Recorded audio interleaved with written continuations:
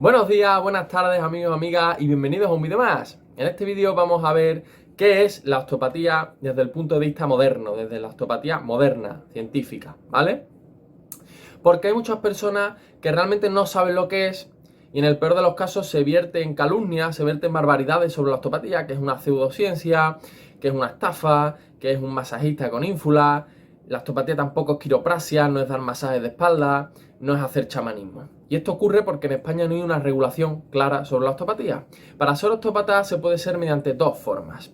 Ser un sanitario y especializarte mediante un máster en osteopatía, como el caso de un fisioterapeuta o de un enfermero, o tener una serie de créditos ECTS a nivel europeo con una serie de horas de práctica supervisadas que se ofrecen en universidades privadas que tienen convenios con grupos de osteopatía y ofertan estas formaciones. Con cualquiera de las dos formas eres un osteópata cualificado a nivel europeo, no español, porque, como ya he dicho, en España somos el vagón de cola y la osteopatía no está regularizada.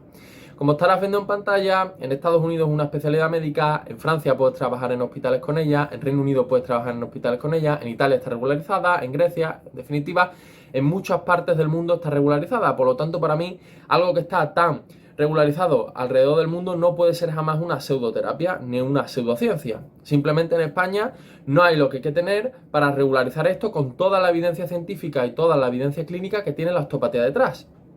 Porque hay muchísimos estudios que avalan las técnicas de osteopatía y además, si la gente no le fuera bien con el osteópata, dejaría de ir y el osteópata se arruinaría. Por lo tanto, si la gente sigue yendo y le va bien, pues es porque, bajo mi humilde punto de vista, la osteopatía funciona. Algo que no funciona deja de consumirse, ¿vale?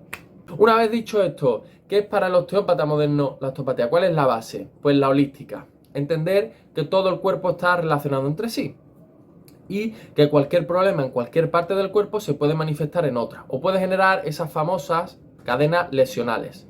Es decir, hay un origen de un problema y el cuerpo se adapta a ese problema y acaba lesionando otras partes. De esto ya tengo muchos vídeos en mi canal, como por ejemplo que un hígado puede acabar lesionando o puede dar problemas de espalda o de hombro, o que un riñón puede acabar dando problemas lumbares, o que una mala pisada y una mala técnica alrededor de esa mala pisada puede generar problemas de rodilla, de cadera o de lumbar.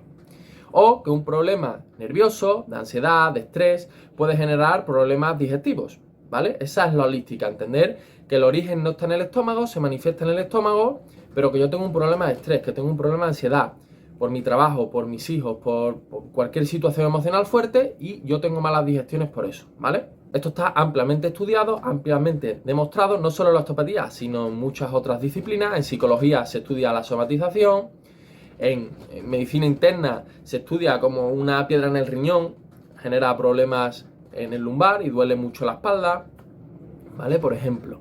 Por lo tanto, como ya he dicho, esto está muy demostrado, hay muchísima evidencia científica y no solamente se estudia en osteopatía. ¿Cuál es el segundo pilar de la osteopatía? Pues dentro de que entendemos todo el cuerpo como un todo, lo vamos a segmentar en varios planos. Entendemos que el cuerpo tiene varios planos, un plano estructural, un plano visceral y un plano craneal, que es un poco más controvertido. El plano estructural abarca todo lo que hay por fuera, todo lo que tocamos, todo lo traumatológico, ¿vale? Los huesos, las articulaciones, ligamentos, incluso dentro de los órganos, sus capas musculares, todo lo que es palpable, ¿vale? Por lo tanto, dentro de la osteopatía, pues podemos encontrar problemas musculares, por ejemplo, de contracturas, que tendríamos que ver si es por un problema puramente estructural o si es por un problema de inervación. Hay un pinzamiento lumbar, he tenido un accidente de tráfico, me parte una vértebra y se me está reflejando una serie de acolchamientos, de parestesia, de dolor en el cuádriceps, ¿vale?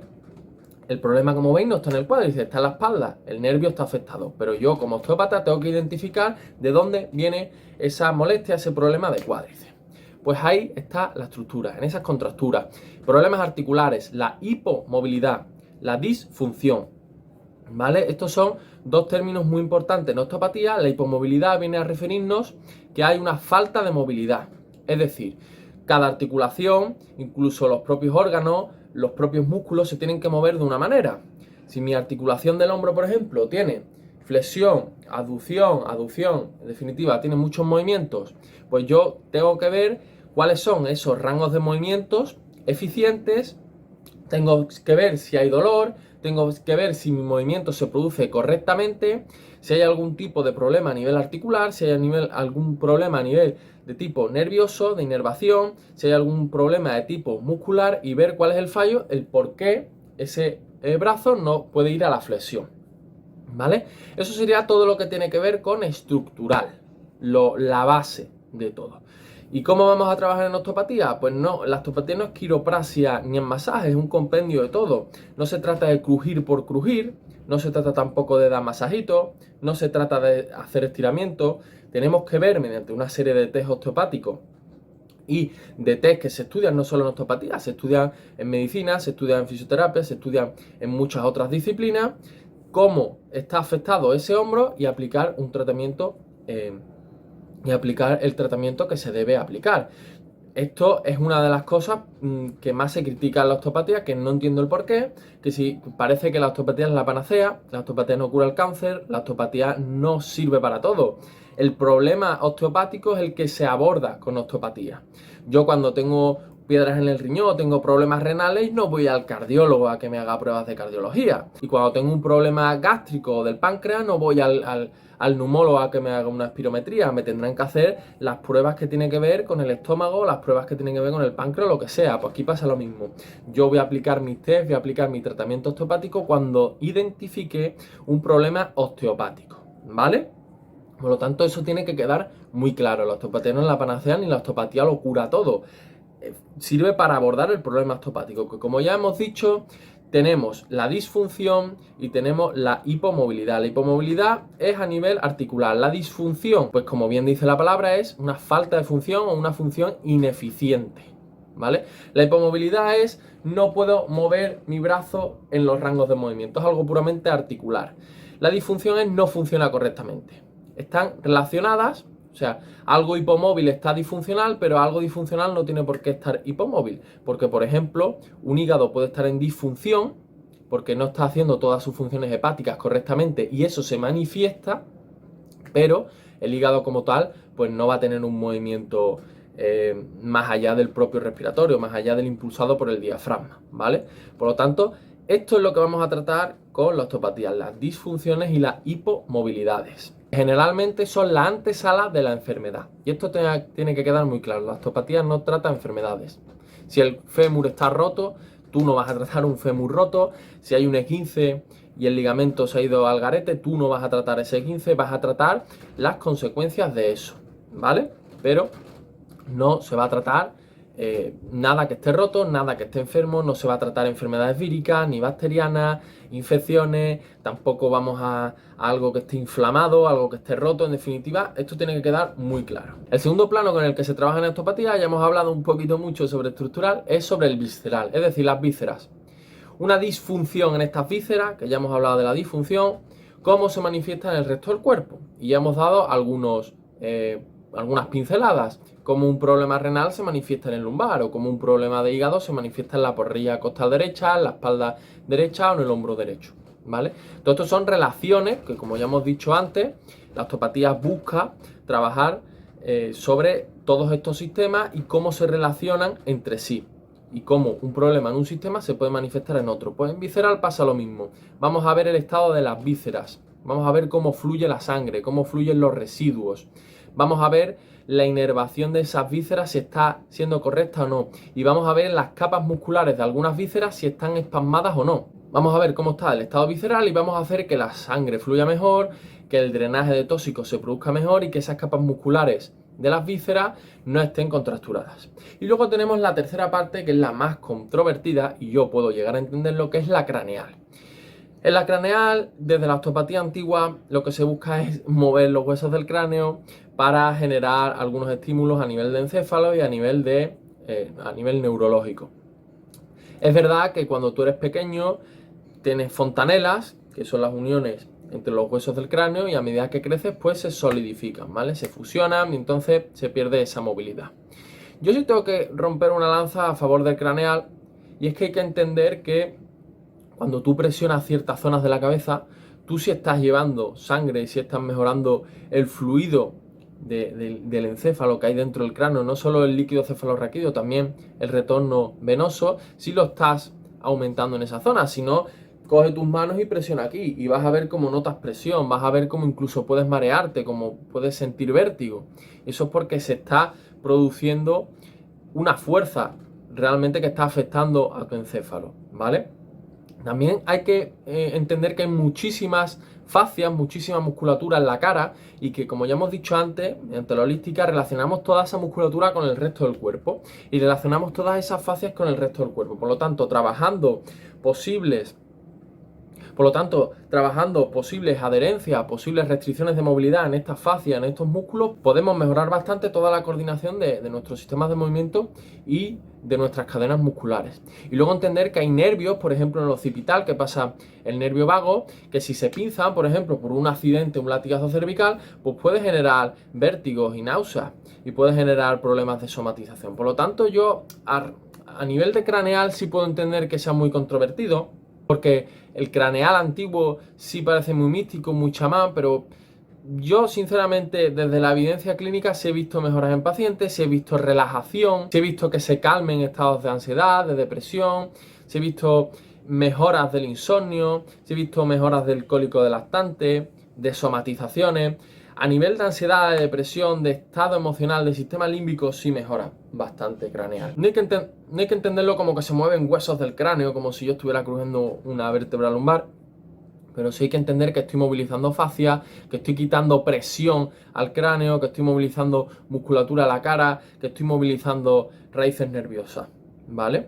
Por lo tanto, craneal, puedo entender que se llame chamanismo, puedo entender que se llame chamanismo a esta disciplina, pero bueno, yo sí tengo muchísima evidencia clínica de que craneal tiene su huequecito. Como siempre decimos, con craneal no vamos a esperar curar grandes enfermedades ni solucionar grandes problemas. Es simplemente a nivel del sistema límbico, a nivel emocional, a nivel nervioso, de somatización, sí funciona muy bien. Y ya a partir de aquí ya hemos hablado de la holística, ya hemos hablado de los planos. Yo sí quiero agregar más cosas a la osteopatía, porque para mí la osteopatía es uno de los pilares muy fundamentales que tiene, y aunque ya viene implementado en estructural visceral, pero es el movimiento respiratorio. Yo voy a hablar del movimiento respiratorio diafragmático de toda la vida. Como el diafragma, como una disfunción diafragmática, una mala respiración, va a influir en la dinámica y en la estática de tu cuerpo. Un diafragma que no se mueve correctamente no va a masajear toda esa víscera y no vas a tener un buen funcionamiento visceral. Esto pasa muchísimo, por ejemplo, no sé si os habrá pasado, a mí sí, que te das un atracón, que comes un poco, te sientes un poco mal y te dan asfixia, te dan pitos, como si tuvieras asma. Y realmente el problema no está en el pulmón, el problema está en esos intestinos, que hay exceso de gases, exceso de heces y te está dando problema pulmonar porque el movimiento respiratorio no es correcto. También podemos ver personas que, como su movimiento respiratorio no es correcto, sus costillas no se mueven bien, por lo tanto sus hombros no se van a mover correctamente, sus caderas y sus lumbares y sus vértebras no se mueven correctamente porque no sabe respirar, porque no tiene un diafragma desbloqueado, está muy bloqueado por un problema visceral, por un problema emocional, incluso por un problema estructural que toda esa faja abdominal, todo ese core no está suficientemente fuerte. Por lo tanto, el movimiento respiratorio secundario, el movimiento respiratorio diafragmático en la osteopatía tiene que integrarse y tiene que entenderse que es muy importante. Y luego el cuarto punto es la posturología, que aunque es una rama aparte de la osteopatía, pero yo no entiendo la osteopatía sin la posturología.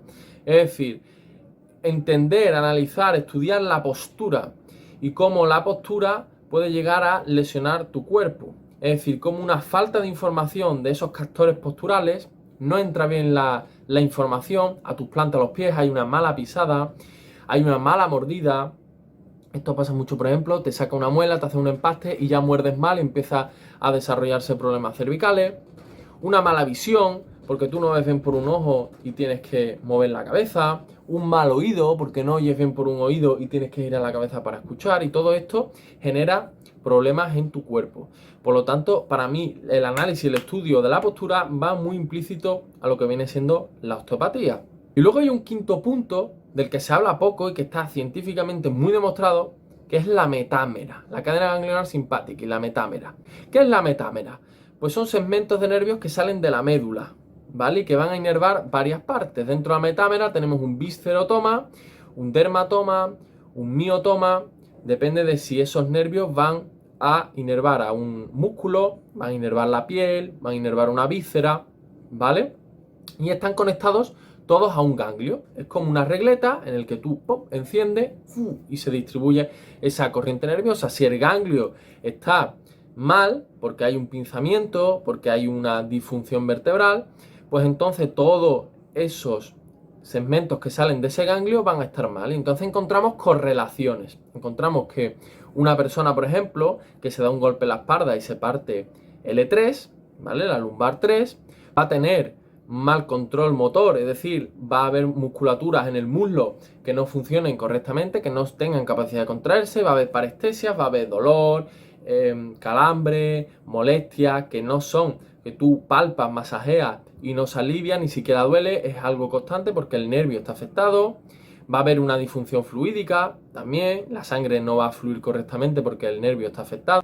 Y en definitiva va a haber una serie de problemas que están relacionados entre sí porque hay un problema en ese ganglio y entendemos esas correlaciones, ¿vale? Por lo tanto, este quinto punto, esta metámera, esta cadena ganglionar simpática es muy importante, no solo en la osteopatía, en otras disciplinas, pero la osteopatía es muy importante, es fundamental. Por lo tanto, creo que queda bastante claro que en la osteopatía, al fin y al cabo, es una filosofía médica, una filosofía de abordar problemas. Hay gente que los aborda mediante el ejercicio físico, hay gente que los aborda con pastillas, hay gente que los aborda con cirugía. Y la osteopatía lo que busca, mediante sus técnicas y mediante sus análisis, es ver dónde está el origen, corregirlo y dejar que el cuerpo pues se adapte. Si hay una mala pisada, pues voy a corregir o voy a derivar a un podólogo que corrija esa pisada y que el cuerpo ya se ajuste, esa rodilla vuelva a tener un buen ajuste, esa cadera vuelva a tener un buen ajuste y tú en definitiva pues dejes de tener dolor. ¿Hay un hígado en disfunción?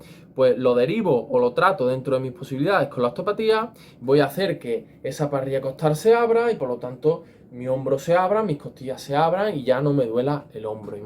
Por lo tanto, creo que queda bastante claro. Espero que te haya gustado, espero que te quede claro. Déjame cualquier duda que tengas en los comentarios y nos vemos en un próximo vídeo. Hasta luego.